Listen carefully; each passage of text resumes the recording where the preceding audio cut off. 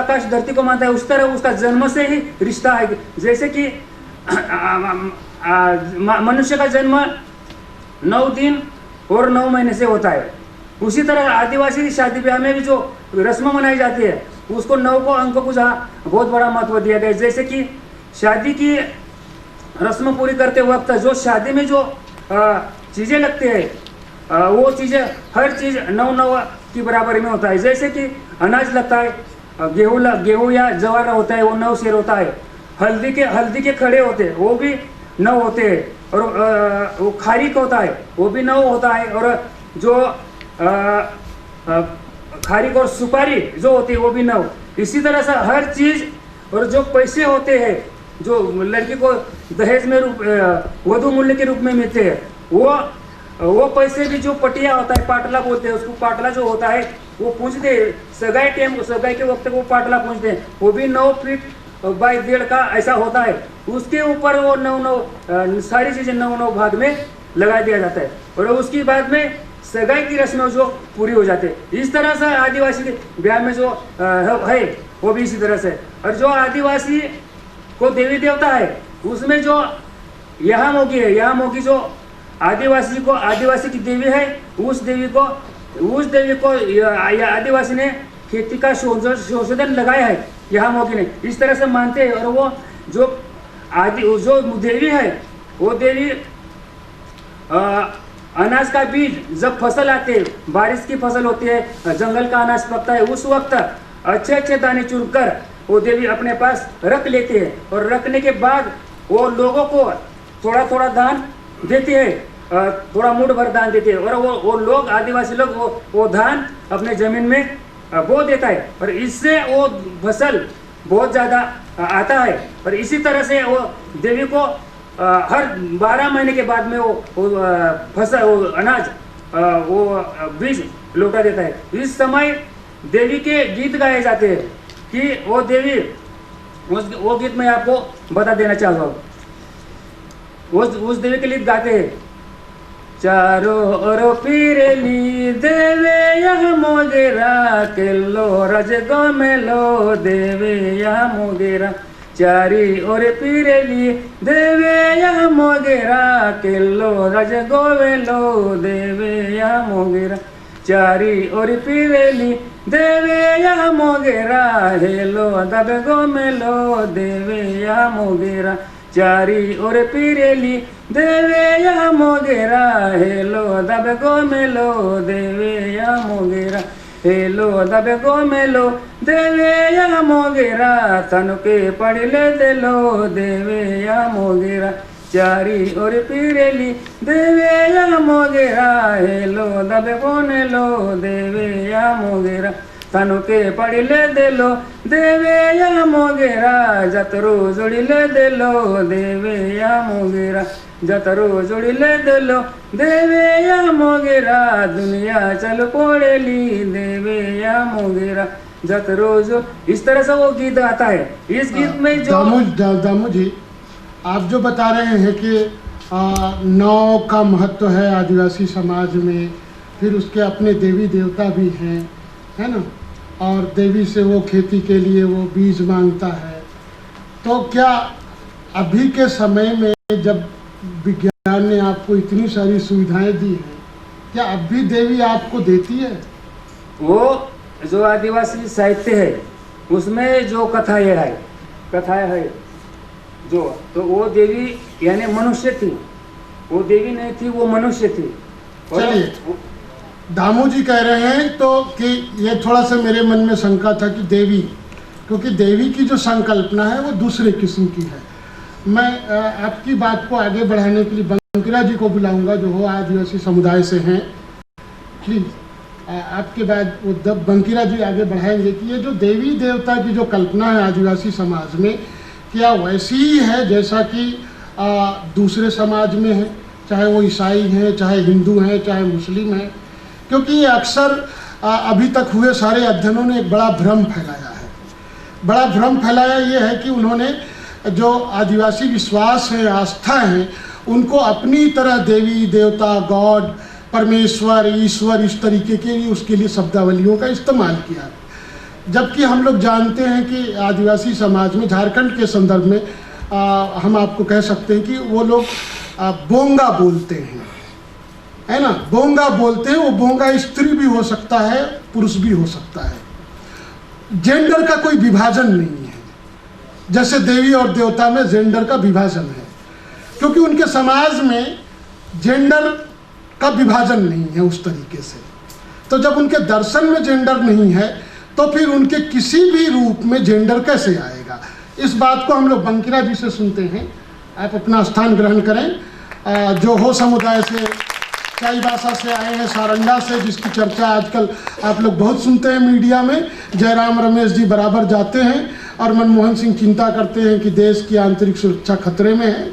वहाँ से आए हैं जवाहरलाल बंकिरा जी। धन्यवाद।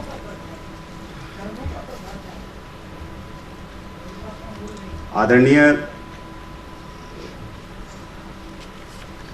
सत्र के संयोजक श्री अश्विनी कुमार पंकज जी एवं तमाम पैनलिस्ट, और इस आयोजन को सफल बनाने के लिए भारतीय भाषा केंद्र JNU एवं Indian council of social science research, आप सभी को मैं विशेष धन्यवाद देना चाहूँगा कि ये मुझे एक बहुत ही महत्वपूर्ण मौका यहाँ बोलने के लिए दिया गया।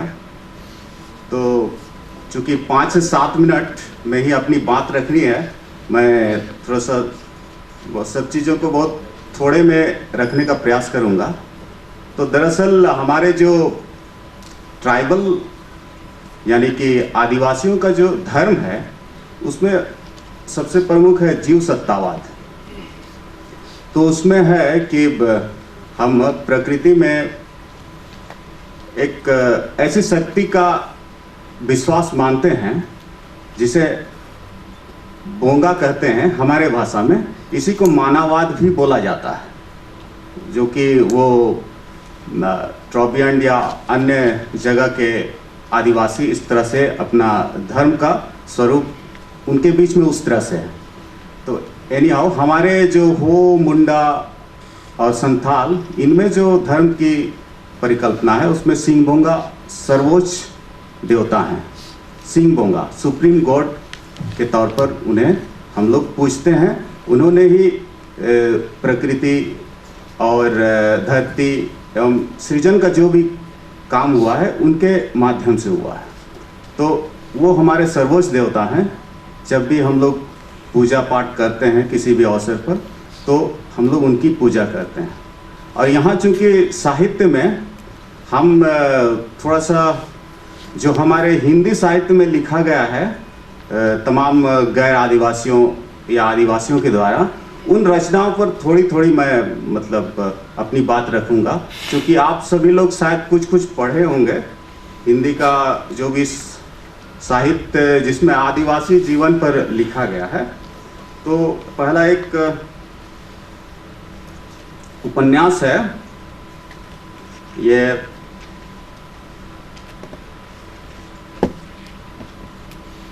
परजा एक उपन्यास है, गोपीनाथ महांती जी ने लिखी है। आप लोग, वो मूलतः उड़िया की है और उसका अनुवाद किया गया हिंदी में, तो आप लोग उसको पढ़ सकते हैं। उसमें एक उसका पात्र है, मुख्य पात्र सुक्रू जानी, जो अपने आदिवासी अस्मिता के लिए संघर्षरत रहता है अपने बेटों और बेटियों के साथ, और वो सामंतवाद और साहूकारों के शोषण से अपने को भी बचाता है और समाज के सामने एक उदाहरण प्रस्तुत करने का प्रयास करता है। उसी तरह से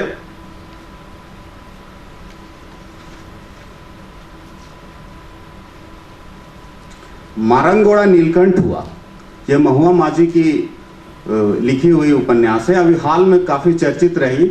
उसके चूँकि विवाद में भी थोड़ी बहुत बातें आई हैं, उन पे बहुत ज़बरदस्त विवाद हुआ, लेकिन एनी हाउ चूँकि मैं हो समुदाय से ही संबंधित हूँ और इसका पात्र भी एक हो ही है।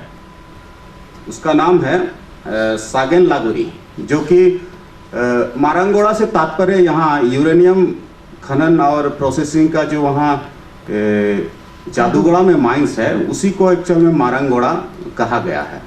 तो इसमें उसकी रेडिएशन के अगेंस्ट में हमारे ट्राइबल समाज के एक हैं, वहाँ पर काफ़ी दिनों से वो संघर्षरत हैं। हमको कहीं ना कहीं लगती है उन्हीं के जीवन को थोड़ा बहुत शायद इसमें लाया गया है। ये मेरी व्यक्तिगत मतलब आकलन है उस रचना के बारे में। इसके अलावा हम बंकिरा जी हम लोग आपसे ये जानना चाह रहे थे कि जो आदिवासी धार्मिक विश्वास है वो किस तरीके से भिन्न है, और हिंदी में जो हिंदी की जो आप चर्चा कर रहे हैं वो नेक्स्ट सेशन में उस पर चर्चा होगी, है ना। हिंदी में जो आदिवासी साहित्य लिखा जा रहा है, हम लोग इस सेशन में मुख्य रूप से केंद्रित रहेंगे आदिवासी मातृभाषाओं में लिखे साहित्य पे और आदिवासी दर्शन, है ना। तो दूसरे सत्र में हमारे बड़े बड़े अच्छे लोग हैं, रणेंद्र जी हैं, संजीव जी हैं, विनोद जी हैं, वो सब लोग हिंदी साहित्य में जो आदिवासी जीवन समाज है उस पर बात करेंगे। हम लोग यहाँ पे उसको अपने बिल्कुल आदिवासी पहाड़ जंगल के बीच ही रखेंगे बात को। तो आप थोड़ा उस पर हम लोग जहाँ से हमने दामू ठाकरे जी की बात से जहाँ से शुरू किया था कि जो आदिवासी धार्मिक विश्वास है जो इस रूप में बताया जाता है, और ख़ास करके जिन शब्दावलियों का इस्तेमाल किया जाता है आदिवासी धार्मिक विश्वास को बताने के लिए, वो किस तरह का है, वो आप कैसे इसको देखते हैं, इसके बारे में। तो जहाँ तक हमारे आदिवासी धर्म में हम प्रकृति में अतिमानवीय शक्तियों पर विश्वास करते हैं, जिसे मैं पहले भी कह चुका हूँ, बोंगा के रूप में हम लोग उनका नाम लेते हैं या उनका नामकरण करते हैं, और उसमें सिंह बोंगा सबसे बड़े देवता हैं हमारे। और चूंकि यहाँ टॉपिक है थोड़ा सा और हम लोग विचार करेंगे, मैं थोड़ा ये सिंह बोंगा स्त्री है या पुरुष है? नहीं, वो पुरुष हैं। और हमारे होट टाइप के एक छोटा सा उदाहरण देना चाहेंगे किस तरह से हमारा धार्मिक विश्वास है। तो पहला चीज़ तो हमारे जो पवित्र स्थल हैं उसमें आदि यानी कि किचन, जहाँ रसोई घर है, वो हमारा एक पवित्र स्थल होता है, जहाँ हम अपने पूर्वजों को स्थापित करते हैं। मृत्यु के बाद हम उनकी आत्माओं को वहाँ बुलाते हैं और स्थापित करते हैं, वो हमारा एक पवित्र स्थल है। दूसरा है देसावली जिसे सारना स्थल कहते हैं, जहाँ हमारे ग्राम देवता जो देसावली के रूप में हो में जाने जाते हैं, वो हमारा एक पवित्र स्थल है। और तीसरा जो है शासन स्थल, जहाँ हम लोग जो मृत्यु के बाद उनको गाड़ते हैं, उनके लाश को, तो वो स्थान शासन स्थल है। ये हमारे पवित्र स्थल हैं।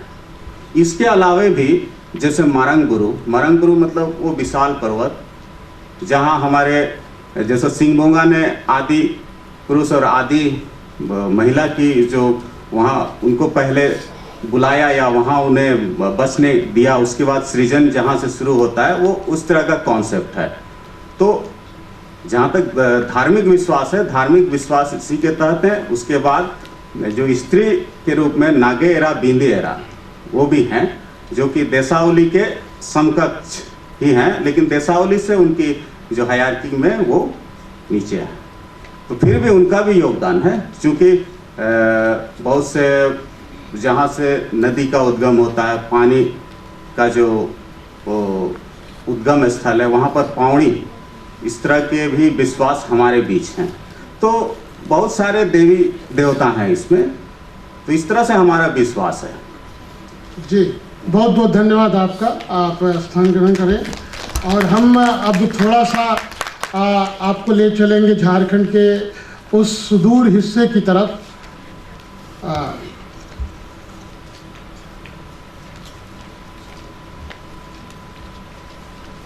जो भी क्वेश्चन है, जो भी दिमाग में आप लोग के सवाल आते हैं, वो लिख के भेज सकते हैं। हम सत्र के अंत में उन सारे सवालों का जवाब आपको देंगे, कोशिश करेंगे। जरूरी नहीं कि हमारे पास उसके जवाब हो ही। हम आपको सुदूर हिस्से तक ले चलते हैं, जो झारखंड का सबसे ऊंचा ऊंची जगह है, पठार है और बहुत ही खूबसूरत जगह है नेतरहाट। और वहाँ से हमारे बीच आई हैं सुषमा असुर, और मैं दावे के साथ कह सकता हूँ कि किसी भी राष्ट्रीय मंच पे पहली बार कोई असुर उपस्थित हुआ है। हम उनको सुने, निश्चित तौर पे वो बहुत ही टूटी फूटी हिंदी में बोलेंगी, बहुत स्वाद नहीं आएगा हिंदी का आपको, क्योंकि वो उस भाषा के आदी नहीं हैं, लेकिन वो असुर समाज की स्थिति के बारे में वो अपनी बात को रखेंगे। आप स्वागत करें सुषमा असुर। आप सभी को मैं इसलिए यहाँ पे खड़ा नहीं होंगी क्योंकि असुर दिखाई नहीं दूंगी, इसलिए हमें तो यहाँ बैठो, यहाँ बैठो।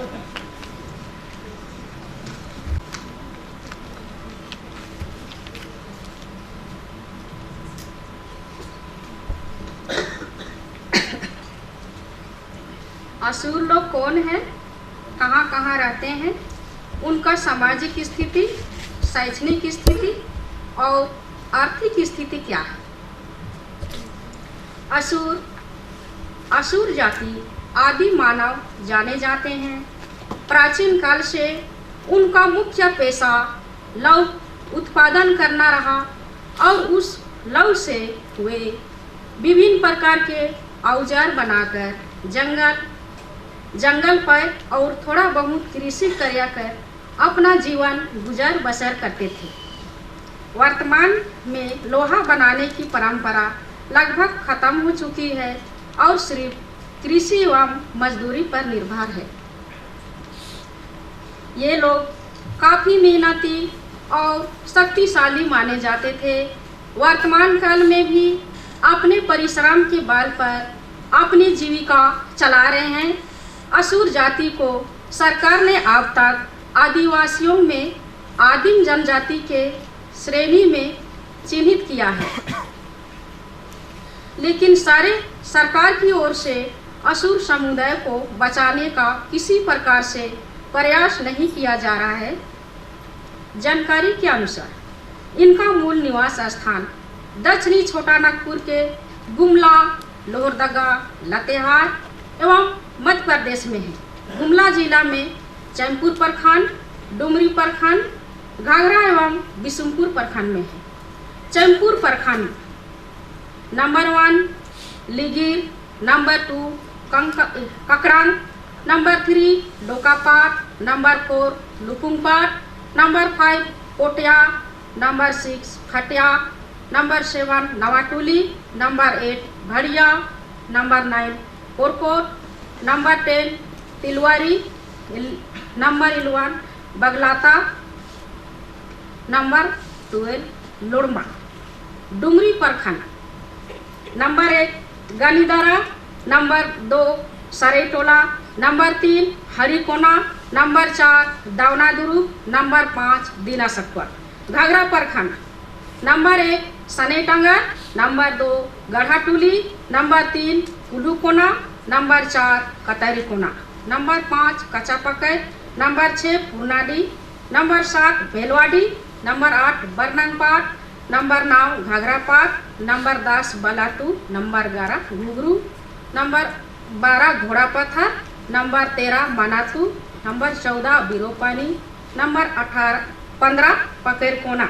बिशुनपुर प्रखंड number 1 Sakhuapani, number 2 Polpolpat, number 3 Khairipat, number 4 Gorapahar, number 5 Lodhapat, number 6 Jubhipat, number 7 Antipani, number 8 Chapakona, number 9 Chotongpat, number 10 Jawari, number 11 Chhatasarai, number 12 Koynatoli, number 13 Pirhapat, number 14 Puja Navatuli, number 15 Deepa Puja, number 16 Ramjharia, number 17 Barpat, number 18 Ambakona, number 19 Kathupani, number 20 Garha पूजा, नंबर 21 बलातू, नंबर 22 ओरिया।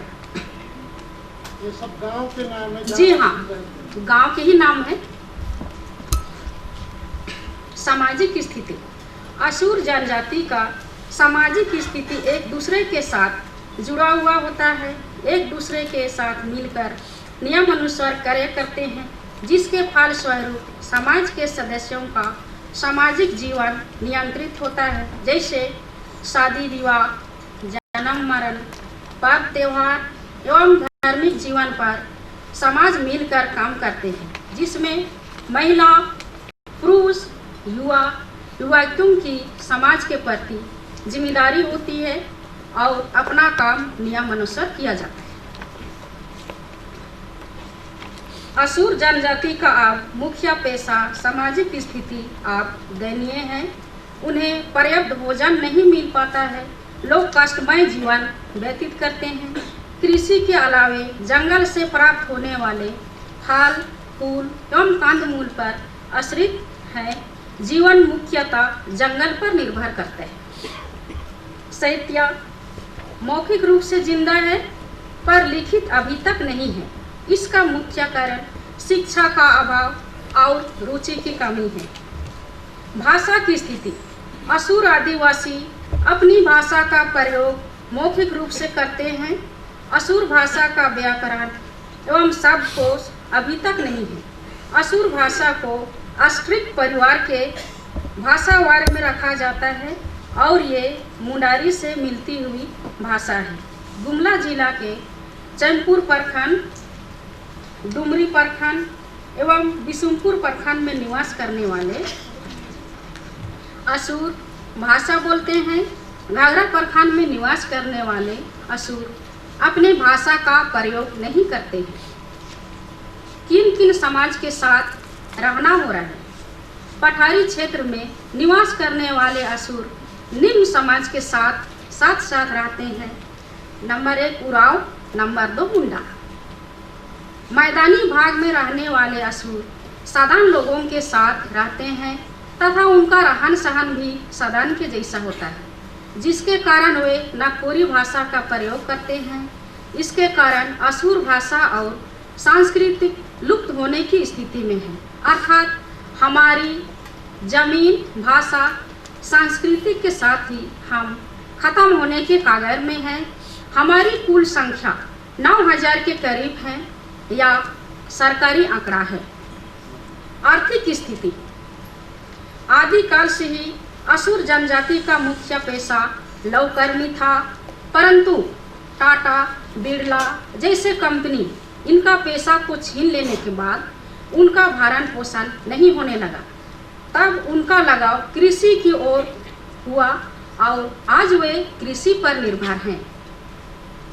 पठारी क्षेत्र में बॉक्साइट का खनन होने के कारण लोग मजदूरी भी करते हैं और अभी हिंडल्को कंपनी, बिरला कंपनी ने कृषि योग्य जमीन को छीन लिया है और उस भूमि पर खनन करने का काम करा रहे हैं। कृषि योग्य भूमि समाप्त होते जा रहे हैं, जिसके कारण असुरों की आर्थिक स्थिति और भी दयनीय होती जा रही है। फलस्वरूप जीविका के लिए लोग गांव छोड़कर विस्थापित हो रहे हैं। शैक्षणिक स्थिति असुर जनजाति का शिक्षा की ओर झुकाव बढ़ रहा है। अब तक जानकारी के अनुसार एक ही छात्र ने एमए तक की शिक्षा प्राप्त की है। ध्यान दीजिएगा, वो भी बेरोजगार है। 67 साल के विकास में मात्र इसी प्रकार 26 युवती स्नातक की शिक्षा प्राप्त कर चुकी हैं। इंटर की योग्यता अनुमानता 50 है। ये सभी भी बेरोजगार हैं। मैट्रिक में अब तक 50 के लगभग उत्तीर्ण हो चुके हैं, जिन्हें सरकार की ओर से कोई सुविधा मुहैया नहीं कराया गया है। वे भी बेरोजगार हैं।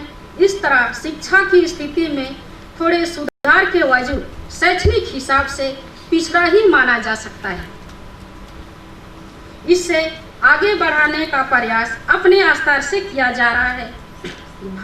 बिहार सरकार के द्वारा कल्याण विभाग की ओर से शिक्षा की स्तर को बढ़ाने के लिए 3 उच्च विद्यालय सकवा पानी, कांदापाट, चैनपुर गुमला एवं एक मध्य विद्यालय बालिका के लिए चौरापाट बिशुनपुर गुमला में स्थापित किया गया है, जहां हमारे समाज की बच्चियां अध्ययन कर रही है। बालिका मध्य विद्यालय चौरापाट गुमला से उत्तीर्ण होने के पश्चात उच्च विद्यालय में अध्ययन करने के लिए सरकार द्वारा कोई सुविधा नहीं दिया जाता है, जिसके चलते अधिकतर बच्चियां मिडिल पास करके आगे की पढ़ाई नहीं कर पाते हैं। यदि उस विद्यालय को उच्च विद्यालय घोषित किया जाए तो लड़कियों की शिक्षा कम से कम मैट्रिक तक पूरी हो सकती थी। कुछ अभिभावक मजदूर करके अपने लड़कियों को आगे की शिक्षा दे रहे हैं। शिक्षा के साथ साथ सांस्कृतिक पर हमला हो रही है। शिक्षित युवतियों को रोजगार नहीं मिल रही है। पुरखा लौह कर्मी थे, हमारे पैसा को टाटा बिरला ने छीन लिया। टाटा बिरला कंपनी और सरकार ने लौह क्षेत्र को अपने कब्जे में लिया। हमारे पास कुछ भी नहीं रह गया जिसके माध्यम से जीवन व्यतीत कर सके। इस तरह हमारी पहचान के साथ साथ जीने का साधन भी छीन लिया गया। ऐसी स्थिति में हम जिंदा रहने के लिए लड़े या साहित्य को बचाने के लिए लड़े।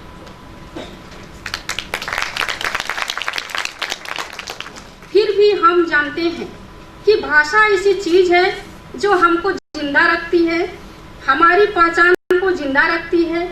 इसीलिए जो पढ़े लिखे हैं वे अपने ऊपर दूसरे के द्वारा लिखे गए पुस्तक को जानने समझने की कोशिश कर रहे हैं। जैसे सन 1994 में प्रकाश चंद्र उरांव द्वारा लिखी गई बिहार के असुर किताब है, जिसमें हमारे जीवन का तरीका, रीति रिवाज, आर्थिक, राजनीतिक स्थिति पर लिखा है। अभी हम लोग नई पीढ़ी के हैं जो भाषा और संस्कृति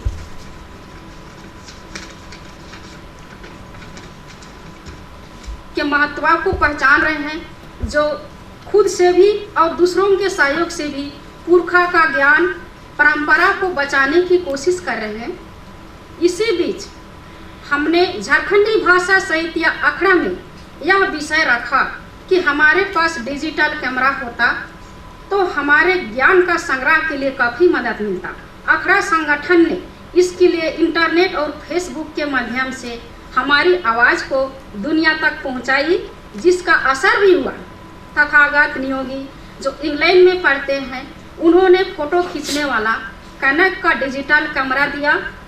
भारत के हिंदी साहित्य के सुप्रसिद्ध साहित्यकार उदय प्रकाश जी ने मिनी डीवीडी, वीडियो कैमरा और पटना बिहार के जाने माने साहित्यकार ध्रुव गुप्ता जी ने ऑडियो रिकॉर्डर की मदद की है। हमारी अपील अखड़ा और दादा अश्विनी कुमार पंकज के द्वारा आप लोगों तक पहुंची, जिससे हमारे परंपरा और ज्ञान को बचाने के लिए मदद मिल रही है। इन तीनों को मैं अपने और अपने समाज की ओर से प्रेम पूर्वक धन्यवाद करती हूँ। झारखंडी भाषा साहित्य संस्कृति अखड़ा की एक बैठक 2005 में नेताजी स्कूल बाजार टाड़ घाघरा में हुई थी, जिसमें हमारे समाज के लोग शामिल हुए थे। बैठक में भाषा संस्कृति को बचाने के लिए चर्चा हुई। इस बैठक में हम भी शामिल थे। वहाँ एक कमेटी का गठन हुआ जो अखड़ा की क्षेत्रीय कमेटी है। यहाँ से मेरा जुड़ाव अखड़ा के साथ हुआ और मैं अपनी भाषा संस्कृति को बचाने, साहित्य के विकास के लिए प्रयास करने लगी। इस प्रयास के कारण हमारी भाषा की पहली साहित्य किताब असुर सिरिंग छपा। उसके बाद मैं असुर समुदाय के विभिन्न रीति रिवाजों और उसमें बोले जाने वाले मंत्रों का संकलन का काम शुरू किया। अभी तक लोग हमारे बारे में लिख रहे थे। अब पढ़ने जानने के साथ हमने खुद लिखना शुरू किया है। इसी बीच अखड़ा क्षेत्रीय कमेटी पश्चिम बंगाल के निमंत्रण पर पुरुलिया जिला के झपड़ा में हुंदुर दुर्गा महोत्सव में जाने का मौका मिला, जहां महिषासुर की पूजा हो रही थी। यह कार्यक्रम संथाली और कुरमाली समुदाय के लोग ने किया था। वहां उन लोगों से सुनने को मिला कि यहाँ महिषासुर की पूजा करते हैं, पर उनके वंशज अभी भी जिंदा हैं, इसकी जानकारी हमको नहीं थी। तब से मैं अपनी पूर्वजों के इतिहास को जानने खोजने का प्रयास कर रही हूँ। इसी समय फादर कमील बुल्के की किताब में मैंने जाना कि कई ऐसे महत्वपूर्ण स्थान हैं जो हमारे पूर्वजों के थे, लेकिन अब वहाँ दूसरे धर्म के लोगों का कब्जा है। स्थानीय दंत कथा के अनुसार देवी और असुर के बीच हुए युद्ध में असुर ने देवी का सिर धड़ से अलग कर दिया था। यह धार्मिक स्थल आज ठीक वहीं पर बना है जहां देवी का सिर गिरा था, जो आज राजरप्पा के नाम से जाना जाता है। इसी किताब में है कि कुषाण काल लगभग 70 से 150 ईस्वी सन तक था। कुषाण शिवकुंड से पता चलता है, ऐसा कहा जाता है कि असुर लोग भगवान शिव के बड़े भक्त थे तथा शिवलिंग की पूजा करते थे। ये महादनिया को मानते थे जो शिव का ही एक रूप है। मैंने इसके बारे में अपने समुदाय के बूढ़े बुजुर्गों से कहानी सुनी थी, तब मेरे मन में इतिहास को जानने और ख़त्म हो रहे परंपरा को बचाने की इच्छा मजबूत होने लगी। हालांकि पारिवारिक जिम्मेदारी और आर्थिक तंगी के कारण मेरा मन डवाडोल होता है, लेकिन मैं अपने पिता दिग्वंत खमीला असुर, जो कि एक समर्पित सामाजिक कार्यकर्ता थे, वे कार्यों को याद करती हूँ। अखड़ा के साथियों के प्रोत्साहन से अपने समुदाय के लिए जीना चाहती हूँ। मैंने अपनी कविता में अपने और अपने समुदाय के संघर्ष को लिखने का प्रयास किया है। साथ ही हमारे और अखड़ा के प्रयासों से दूसरे भी कविता, गीत, लेख लिखने के लिए प्रेरित हो रहे हैं तथा कुछ लोग लिख भी रहे हैं। मेलान असुर, अजय असुर, सुखदेव असुर, संपत्ति असुर, निकोलस असुर, सक्रानंद असुर, विमलचंद असुर, बालकिशुन असुर, अनीता असुर, सुशीला असुर, सुखमनिया असुर इत्यादि रचना करने में लग गए हैं। मैंने अपनी कविता ओत जमीन में हल चलाने का जिक्र किया है।